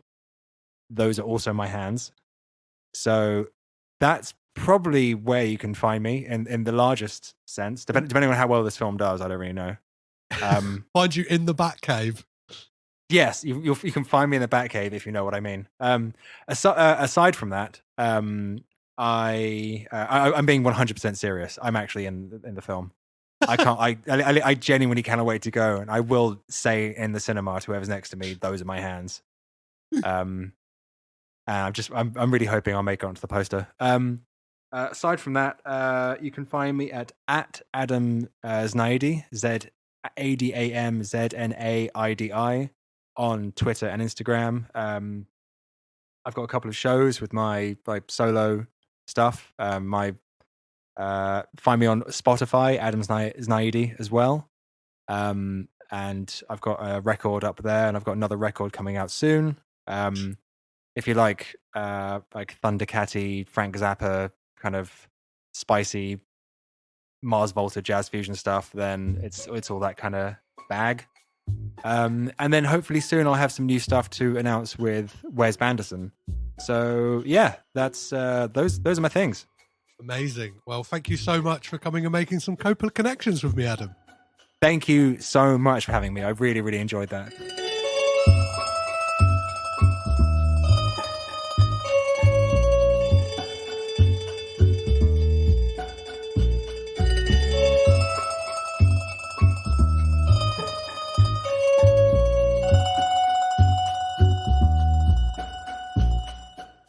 And there we have it, guys. That was Listen Up, Philip, and that was the amazing Adam Znaidi. Yeah, what an absolute joy to have Adam back on the podcast. Maybe when we cover the other Alex Ross Perry film, Golden Exits, he may return. Who knows? If you agreed or disagreed, if there's anything that me and Adam missed on this episode, please don't hesitate to get in touch at all the usual channels. So that is Twitter, Instagram, Facebook, and Letterboxd, all at Caged In Pod. Or you can drop me an email to say a little bit more if you want to drop me an email, and that's cagedinpod@gmail.com. As for next week on the podcast, well, before we get to next week, there's been some funny goings on here at Cage Towers. Recently, my episode with Nathaniel Metcalf covering G-Men from Hell was shared on Facebook by the director of that film, who is the one, the only Christopher Coppola. Yeah, that is right. The nephew of Francis Ford Coppola, the brother of Nicolas Cage, listened to that episode and enjoyed it. He said it was funny. He had a couple of gripes to some of the things I said, and I said, I probably am wrong. And I've invited him on the podcast. So hopefully at some point this year, I'll be speaking to an actual Coppola on this podcast. How fucking cool will that be, right? So, as for next week, as I mentioned a mere moments ago, we'll be tackling a biggie. I'll be joined by Tim Coleman of the Moving Pictures Film Club podcast and blog to discuss Francis Ford Coppola's masterpiece, The Godfather. The episode won't be coming out on the Tuesday. We'll be dropping it on the 24th, which was the day it got general release in the US. So I thought that would a bit of synergy. And peek behind the curtain here, me and Tim are having that conversation on the 21st of March. And I don't think I can edit it and release it the next day. Like, I think that would be too much for me to do, because I imagine that chat is going to be an epic one. I've been deep in kind of prep, listening to the audiobook of the book. I've watched the film multiple times. I recently saw it at the cinema, which was lovely stuff. I'll be watching it with all the different commentary tracks. I've just recently finished the amazing Mark Seal book, Leave the Gun, Take the Cannoli, which is fantastic. I'll be kind of thumbing through all of my kind of Coppola books I've got, whether that's Ian Nathan's book on the Coppolas, but really, yeah, looking for those Godfather specific chapters. I'll be looking at Mark Searby's book as well, The Movies Behind the Man, all about the Al Pacino, and kind of get the Al Pacino perspective that he's got in his book. Yeah, there'll be all sorts. I'm delving everywhere. I kind of took a couple of weeks off recording the podcast to kind of really prep for this one, because it feels like a masterpiece needs kind of the care and attention to really delve into it and really get to the meat and the potatoes of it. And it's obviously a daunting prospect, talking about a film that's probably been talked to death already, and what new can be said, how thorough can we be, but I'm sure it's gonna get the Caged In treatment, so it'll be a lot of fun. So if you enjoyed this episode or any other episode of the podcast and would like to support by parting with a little bit of money, you can head on over to patreon.com/CagedInPod, where you can sign up to as little as £2.50 or $3 a month to become a movie brat where, yeah, we got a little season over there called Movie Brat Bros, where it's in its first season. We're looking at the films of Brian De Palma. So far, we've covered Phantom of the Paradise, we've covered Mission Impossible, we've covered Raising Cain, Carlito's Way, and soon come on the podcast, we will be talking about The Untouchables, where I'll be joined by Rich Nelson of the Do You Want Me and Betamax Video Club podcasts to discuss that. There's a little bit of delay on that one. That was supposed to come out this week. That will be coming out in 2 weeks' time. I was a little bit ill, as well as kind of being deep in this prep. I kind of had a really sore throat and couldn't make the record date. You don't really need to know this stuff, but yeah, there's a delay on that. But still, there's 4 episodes to kind of delve back into, and it's, yeah, as I said, it's buying me like a cheap cup of coffee a month to be able to listen to all these episodes. And when there's not delays, they're out fortnightly, which is pretty good going. If I do say so myself, for the money you're paying, it's well worth your money. I'll tell you that for sure. However, if you don't want to part with your money, you can always support this podcast by heading over to Apple Podcasts, Acast, or wherever you're listening to this right now and leaving a lovely 5-star rating and review. And in your review, as ever, please let me know, what does Bill Murray say to Scarlett Johansson at the end of Lost in Translation? As ever, I have been Petros Patsilivas, your guide through the crazy world of the Coppola family. Remember to keep it caged in, and I'll catch you next time.